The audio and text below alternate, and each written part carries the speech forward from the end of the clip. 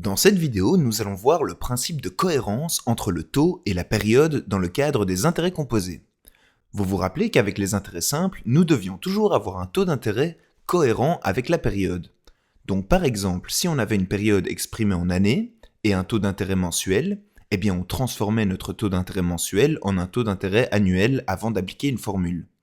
Avec les intérêts composés, eh bien c'est la même chose. Nous devons toujours avoir une cohérence entre le taux d'intérêt et la période. Cependant, contrairement aux intérêts simples, avec les intérêts composés, un taux annuel de 6% n'est pas équivalent à un taux semestriel de 3% ou à un taux mensuel de 0,5%. Alors comment est-ce qu'on adapte un taux d'intérêt lorsqu'on se trouve dans un exercice d'intérêt composé? Il y a deux cas possibles. Le premier cas, c'est le cas où l'on nous donne le taux d'intérêt de la période la plus courte et que l'on recherche le taux d'intérêt de la période la plus longue.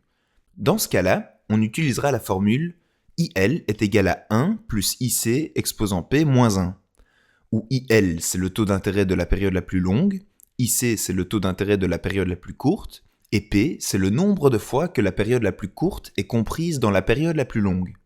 Donc par exemple, si on nous demande de calculer le taux annuel équivalent au taux trimestriel de 1%, eh bien notre IC c'est notre taux d'intérêt trimestriel qui est de 1%, notre P eh bien c'est 4 car il y a 4 trimestres dans une année, et donc 1 plus 0,01 exposant 4 moins 1, on obtient notre taux annuel qui est de 4,060401.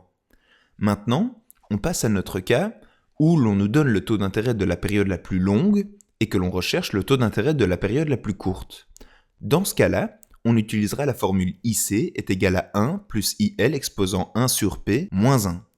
Donc par exemple, si on nous demande de calculer le taux semestriel équivalent au taux annuel de 5,75%, eh bien IL vaut 5,75%, notre P eh bien c'est 2, car il y a 2 semestres dans une année, et donc 1 plus 0,0575 exposant 1 divisé par 2 moins 1, on obtient notre taux semestriel qui est de 2,83% et des poussières.